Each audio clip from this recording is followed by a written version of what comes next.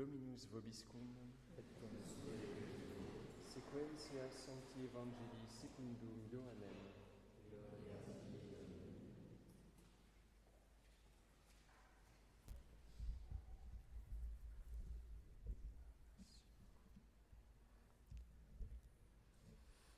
En ce temps-là, Jésus dit à ses disciples, « Voici quel est mon commandement, c'est que vous vous aimiez les uns les autres comme je vous ai aimés. Il n'est pas de plus grand amour que de donner sa vie pour ses amis. Vous êtes mes amis si vous faites ce que je vous commande. Je ne vous appelle plus serviteur, car le serviteur ignore ce que fait son maître. Je vous appelle ami, car tout ce que j'ai appris de mon Père, je vous l'ai fait connaître. Ce n'est pas vous qui m'avez choisi, c'est moi qui vous ai choisi et qui vous ai établi pour que vous alliez et que vous portiez du fruit et que votre fruit demeure. Alors tout ce que vous demanderez au Père en mon nom, il vous le donnera. »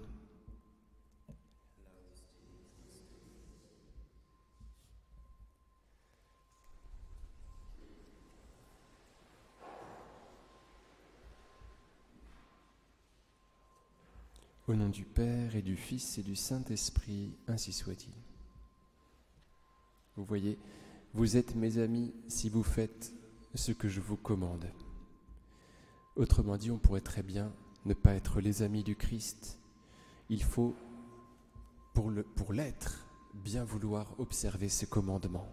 Ce n'est pas en me disant « Seigneur, Seigneur » qu'on entre dans le royaume des cieux, mais en faisant la volonté de mon Père. Cependant, c'est une grande joie d'entendre cela, étant donné qu'on sait qu'on peut tous devenir amis du Seigneur dès lors qu'on fait sa volonté. Dès lors qu'on s'applique à la pratiquer, sa volonté, on se fait ami du Seigneur, on se fait ses frères, ses sœurs, ses mères, on entre dans sa famille. Et donc, il nous appartient d'entrer dans cette amitié en observant les commandements du Seigneur. Nous fêtons 5 amis de l'Hélice, un Espagnol, je pense, je ne sais plus trop. Et il était mercenaire, il s'était fait embaucher par les armées royales pour combattre les Turcs. Et puis, il a perdu toute sa fortune au jeu. Donc il a eu une jeunesse très, très dissipée. Et il est allé de petit boulot en petit boulot. Il est allé servir chez les franciscains de Rome. Et puis il a voulu entrer chez eux. Mais une blessure trop importante qu'il avait dû contracter à la guerre, je ne sais pas, l'a empêché d'entrer chez eux. Et donc il a échoué dans un hospice à Rome, l'hôpital Saint-Jacques, où il était très choqué par la manière dont les infirmiers traitaient ses congénères, voilà, ceux qui étaient blessés avec lui.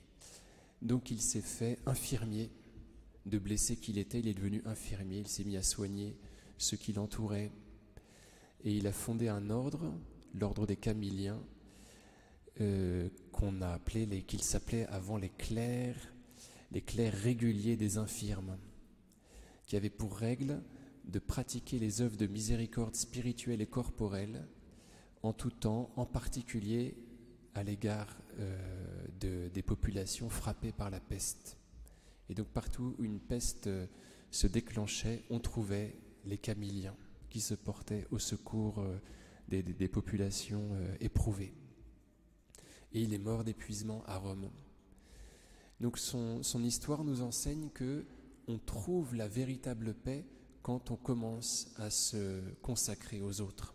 Il était comme Charles de Foucault, si vous voulez, comme affolé.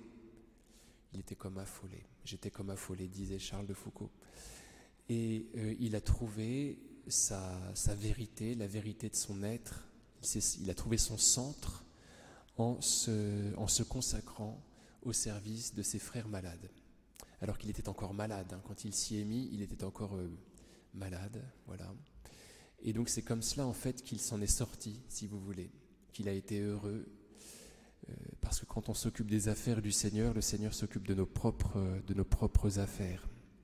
Donc c'est le remède, si vous voulez. On le sait bien, on l'expérimente chacun, mais il est bon de se l'entendre redire, je pense. Le remède à tout, en fait, c'est la charité.